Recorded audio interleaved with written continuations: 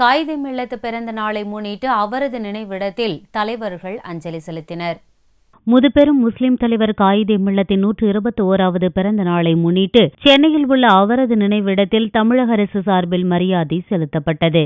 இதில் அமைச்சர்கள் பன்னீர்செல்வம், விஜயபாஸ்கர் மற்றும் லோக்சபா துணை சபாநாயகர் தம்பிதுரை, அதிமுக அவைத்தலைவர் மதுசூதனன் மற்றும் கட்சி நிர்வாகிகள் கலந்து கொண்டனர். காயிதே மில்லத் நினைவிடத்தில் சட்டசபை எதிர்க்கட்சித் தலைவர் ஸ்டாலினும் மலரஞ்சலி செலுத்தினார். அதன் பிறகு அவர் கூறுகையில், தமிழர்களுக்காக குரல் கொடுத்தவர் காயிதே மில்லத் என்று புகழாரம் சூட்டினார். ஆட்சியில் இருந்தாலும் இல்லாவிட்டாலும் மக்களின் நலன் காக்க போராடும் இயக்கம் திமுக என்ற அவர், கச்சத்தீவை மீட்க முதல்வர் ஜெயலலிதா நடவடிக்கை எடுப்பார் என நம்புவதாக தெரிவித்தார்.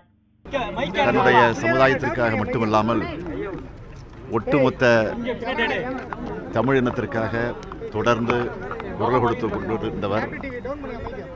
ஆக அவருடைய கனவை நிறைவேற்றக்கூடிய வகையில் இந்த பிறந்த நாளை கொண்டாடி கொண்டிருக்கக்கூடிய நேரத்தில் அவருடைய வழி நின்று நம்முடைய பணியை தொடர வேண்டும்.